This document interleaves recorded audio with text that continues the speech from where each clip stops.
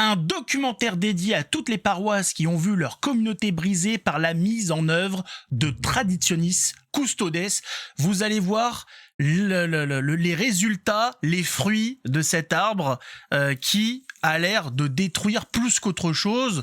Je rappelle qu'il faut juger un arbre à ses fruits. Jugeons les actes du pape François sur la communauté catholique, sur ce qui se passe dans les paroisses, etc. Vous allez voir, c'est inquiétant. Dans le documentaire Bread Not Stones, récemment publié aux États-Unis, les catholiques du diocèse de Charlotte se sont confiés sur l'impact de la messe latine traditionnelle, TLM, sur leur vie et sur le chagrin face à la suppression de cette messe dans leurs églises paroissiales. Lundi matin, le magazine Regina a dévoilé le premier film documentant l'impact de Traditionis Custodes sur une communauté de foi. Ça a l'air d'être la première fois où on a un documentaire et un document qui montre un petit peu les résultats de ce qu'a fait l'une des choses qu'a fait le pape François sur le terrain, hein, concrètement, avec des interviews dans lesquelles les laïcs catholiques ainsi que des prêtres ont parlé de leur amour pour la messe tridentine et de la façon dont elle a changé leur vie, qui témoigne donc leur foi et leur vie de catholiques pratiquants. Même si catholique pas pratiquant, ça me paraît pas exister, ça me paraît illogique. Hein, c'est comme si je me déclarais végan non pratiquant. Vas-y, c'est quand même bizarre. Je suis végan mais je pratique pas. Non, je mange de la viande. Voilà, hein, je suis non fumeur non pratiquant. Donc je fume. Double négation, extraordinaire. Mettez un pouce, abonnez-vous, on regarde la suite. Hein. Le père Timothy Reds, curé de l'église catholique Sainte-Anne à Charlotte, a raconté comment il a commencé à célébrer la messe latine dans le diocèse en 2008, après que le pape Benoît XVI ait publié Summorum Pontificum. Un jeune catholique, Cyrus River Moore, explique dans le film que la messe latine a été déterminante dans sa conversion au catholicisme. Dès que j'ai franchi ses portes, la grâce qui émanait de cette messe latine m'a submergé, dit-il à propos de sa première messe en latin. 6 mois plus tard, il était baptisé et confirmé. Ça va vite aux États-Unis. Hein. En France, c'est 2 ans. Là-bas, le gars, il a été inondé, il a été transformé 6 mois après, baptisé, confirmé. Fait remarquable, il confie que l'expérience de grâce qu'il a ressentie lors de cette première messe latine a été encore plus grande que lors de son baptême. Ça m'a vraiment bouleversé, c'était une expérience incroyable, a-t-il déclaré. J'étais tellement heureux d'être là, même en tant que non-catholique. Ça, c'est des choses qui font plaisir. Et c'est là où on se dit, quand on voit l'impact de la messe traditionnelle, on se dit, mais pourquoi est-elle autant attaquée alors qu'elle convertit? On se dit, elle sauve des âmes. On se dit, pourquoi on la laisse pas tranquille? C'est peut-être ça le problème. La messe en latin fut décisive pour la conversion d'un autre laïc catholique, le docteur Scott Homerer. Un docteur. On nous dit toujours que les gens qui se convertissent sont des imbéciles, les croyants sont des trous du cul. Bah là, on a un docteur qui s'est converti. Alors maintenant, est-ce que les docteurs sont aussi des trous du cul? Il faudrait que les athées nous le disent. Il raconte avoir assisté à quelques messes Novus Ordo avant sa conversion, mais sans succès. Je ne me serais pas converti s'il n'y avait eu que ça. Je ne l'aurais jamais fait, déclara Homerer.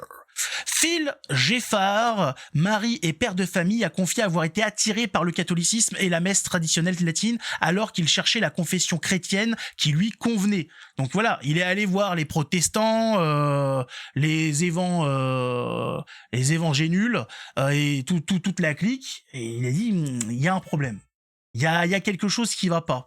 Et là, un dimanche, un jour, il tombe, j'imagine, sur la messe catholique traditionnelle, et il y a un avant, il y a un après. Là, voilà, il y a plus de retour possible.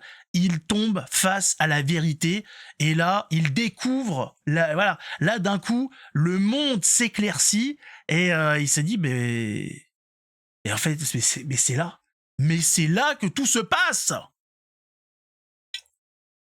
On va voir ça. Un prêtre lui a confirmé qu'il éprouvait des problèmes démoniaques dans sa vie spirituelle et que les prières latines sont en réalité plus efficaces pour combattre les démons. C'est vrai, en tout cas, ou en tout cas un très gros travail a été fait à l'époque où le latin était très utilisé, et il est acté que ce soit pour les exorcismes, etc., on utilise le latin. Les langues, comment dire, locales, enfin ouais, les langues vivantes, n'ont pas l'air très efficaces à l'encontre des démons, tout ça. Peut-être que le latin est efficace, peut-être même que l'arménien, enfin je sais pas, peut-être que les langues d'époque sont peut-être encore plus efficaces, j'en sais rien. En tout cas, le latin fonctionne bien. C'est le retour des prêtres exorcistes. J'en étais où? Alors voilà, pour Omelu, la messe en latin a non seulement conduit à sa conversion, mais a aussi sauvé son mariage, selon lui et sa femme. Il a déclaré qu'il allait au tribunal du divorce avant de découvrir la messe en latin. Vous vous rendez compte? Vous vous rendez compte? Cette messe a permis non pas de sauver un homme, mais de sauver une famille entière. Qu'est-ce qu'il faut de plus? Mais bon, ça a pas l'air d'être assez parce que on veut mettre à mal la messe tradie. Donc il doit falloir plus, je sais pas. Il a peut-être voilà, ça manque de tam-tam, de clown au sein de la messe, on sait pas exactement, mais il y a quelque chose qui va pas. Les participants à la messe latine du diocèse de Charlotte ont loué Lusus Antiquior pour de nombreuses raisons, allant de son héritage profond à sa beauté, en passant par la paix qu'il procure et son côté masculin qui attire les jeunes hommes. Une mère a souligné que la messe tradie peut avoir un effet très profond sur les enfants, sur leur compréhension de Dieu, leur relation avec le Christ et leur compréhension du caractère sacré de la messe elle-même. Bah oui, le fait d'avoir comme ça ces chants grégoriens, l'orgue qui n'est pas voilà, qui est un instrument qu'on entend tous les jours, ça comment dire, ça crée quelque chose d'exceptionnel qu'il ne voit nulle part ailleurs. La messe en français, avec je sais pas quoi, tiens, on se distribue la paix du Christ. Qu'est-ce que vous voulez qu'un enfant comprenne? On se distribue la paix du Christ. Qu'est-ce que tu racontes, papa, là? Les céréales de ce matin étaient périmées ou quoi? T'as mangé un champignon? Qu'est-ce que tu racontes? Eh ben, je sais pas, je sais pas, gamin, je sais pas ce qui se passe, c'est la messe, voilà, c'est avec le tam-tam, tout ça, ça zouk, ça danse. Les enfants ils regardent les amis, ils disent mais pourquoi tu nous fais ça en fait? Pourquoi on doit s'infliger ça? Elle dit mais parce que, je sais pas, parce qu'on nous a dit que c'était ça la nouvelle messe et qu'il fallait y aller. Ouais, c'est vrai que les enfants ont du mal. Il faut le dire, il faut le dire. Qu'est-ce que vous voulez que je vous dise? Claire Geffard a souligné le dynamisme exceptionnel de la communauté paroissiale tradie de sa famille. Chaque dimanche, les places sont pleines à craquer. Chaque événement auquel nous participons est bondé et plein de vie. Et je ne vois pas cela dans d'autres paroisses comme dans la nôtre. Elle déborde d'amour, de vie, de famille, d'enfants et de personnes âgées. Ah ça, les personnes âgées, il y en a un peu partout. Mais alors des enfants, il y en a très peu dans les messes modernes, il faut le dire. Les messes modernes, en tout cas dans les villages, j'en ai fait plein. Je suis même parti avec des abbés, des pères au fin fond, dans des villages qui sont à 1 heure de toute civilisation, etc., qui sont perdus au fin fond des montagnes, etc., où il y a 4 baraques et tout. Il y a que des vieux qui vont à la messe, ils sont 4 et c'est que des vieux. Voilà, faut être clair là-dessus. Si vous voulez de la jeunesse, si vous voulez de la vie, c'est clair que ça va être compliqué de la trouver dans des messes modernes. Chaque personne est la bienvenue et elle est prise en charge. Oui, bon ça c'est à peu près. Alors prise en charge dans les églises modernes, c'est pas dit. J'ai vu, voilà, il n'y a pas vraiment de prise en charge, alors peut-être pas dans tous, faut faire attention de pas trop généraliser, c'est pas dit. En tout cas, dans les messes tradies que j'ai vues, il est vrai que les prêtres prennent le temps, les abbés prennent le temps, après la messe, de venir discuter avec les paroissiens, avec les fidèles, là où, il faut le dire, j'ai vu énormément de prêtres comment dire, du Novus Ordo, etc., de la nouvelle messe, faire leur messe et se tirer, quoi. Voilà, tout simplement. C'est un petit peu dommage. Après, peut-être qu'ils ont des impératifs, peut-être qu'ils enchaînent des messes, je sais pas. Je dis juste qu'effectivement, très souvent, ils partent très rapidement. S'exprimant sur la suppression prochaine des messes latines dans les 4 paroisses du diocèse où elles sont actuellement célébrées, les participants de la messe tradie se sont tous fait l'écho. Ils ont le cœur brisé. Voilà. Tout se passe bien, tout fonctionne bien, des gens se convertissent, des familles sont sauvées, et le résultat, c'est la suppression de la messe tradie dans ces 4 diocèses. On va voir le profil de l'évêque, vous allez comprendre qu'il...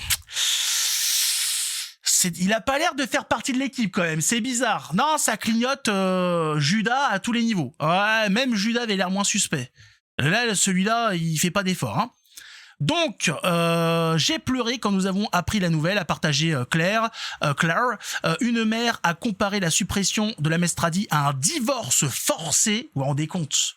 Les mots sont là, hein, les mots sont pesés, hein. Attention, hein. Si la messe latine devait disparaître à Sainte-Anne, ce serait une source de profonde division. Ce serait la pire chose que l'on puisse faire, éloigner une partie de la famille paroissiale. Ce serait comme provoquer un divorce. Cette liturgie a inspiré tant de personnes à travers les siècles.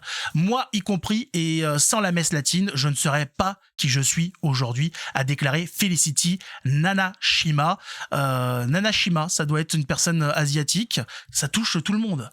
Hein, c'est universel de toute façon le message du Christ. Ma première pensée a été que quel bon père donne des pierres à ses enfants quand ils demandent du pain, ou quel bon père leur donne un serpent quand ils demandent du poisson, a demandé une femme anonyme. Tu m'étonnes qu'elle soit restée anonyme parce que les mots sont là, les questions sont là. Comment se fait-il que ces gens qui réclament du pain, le pain du Seigneur, celui qui rassasie, celui qui remplit les âmes, se retrouvent avec des pierres dans la main? Comment se fait-il que ces enfants qui réclament du poisson se retrouvent avec des serpents? C'est là la question, c'est là toute la question. C'est ça qu'on ne comprend pas. Comment se fait-il que ces gens qui sont censés être là, être les successeurs des apôtres, ceux qui sont partis évangéliser le monde, avec tous les risques que ça comprenait, prêts à mourir pour distribuer la bonne parole, on se retrouve avec aujourd'hui leurs successeurs qui font tout pour détruire la bonne parole, pour empêcher les gens d'accéder au corps du Christ. Il y a un problème. Étymologiquement, quand on comprend la chose, on se dit attendez. Les successeurs des apôtres qui mettent Jésus sous scellé. C'est pas normal. Il y a un problème dans le schmilblick. Il y a un petit problème, mais enfin, que voulez-vous, hein, on a dit, il n'y a rien à voir. Circuler, il n'y a rien à voir. Bon, on va circuler, ne disons rien, ça risque de poser des problèmes.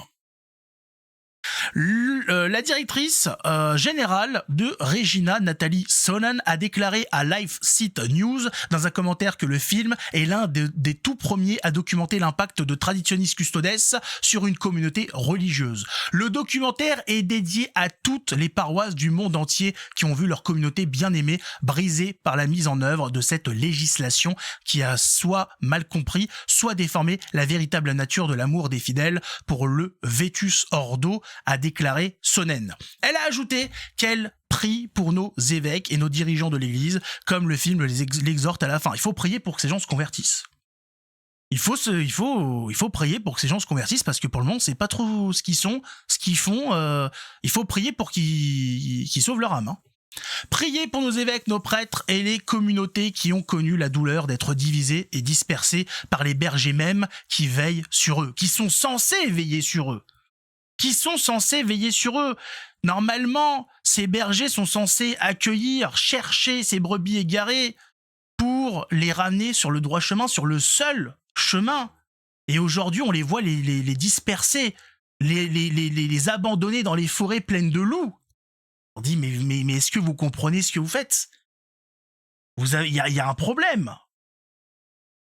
Il y a un souci avec votre doctrine. Avec ce que vous dites et vos agissements, qui ne sont pas du tout en corrélation avec ce qui est demandé par notre Seigneur ou par l'Église, par la tradition qui ne fait qu'exercer ce qui a été demandé par notre Seigneur. D'ailleurs, il y a un problème. C'était tout. Voilà, on a fait le tour de cette histoire. Essayez de voir si vous. Moi, malheureusement, mon anglais n'est pas bon, donc s'il y a pas de sous-titres, ça va être très compliqué pour le documentaire. Si vous pouvez le voir, allez-y, parce qu'il a l'air d'être sympa. Si, d'ailleurs, dans notre communauté, en France, il y a des gens qui sont en capacité de faire ce type de documentaire, allez-y.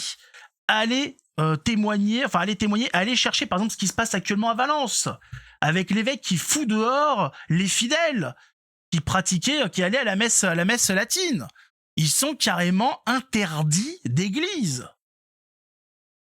Des femmes ont été menacées. Bon, j'en parlerai peut-être normalement dans une autre vidéo.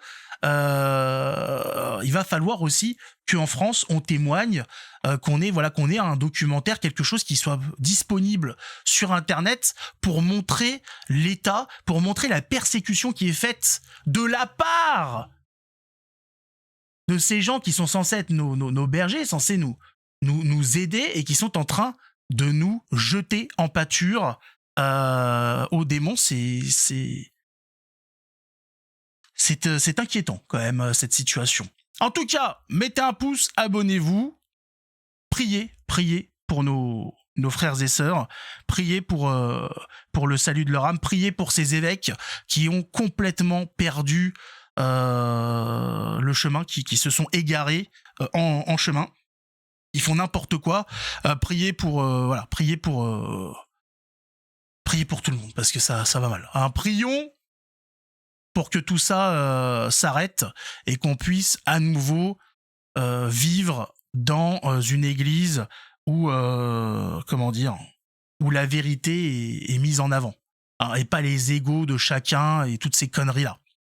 En tout cas, mettez un pouce, abonnez-vous, que Dieu nous garde. Ciao tout le monde.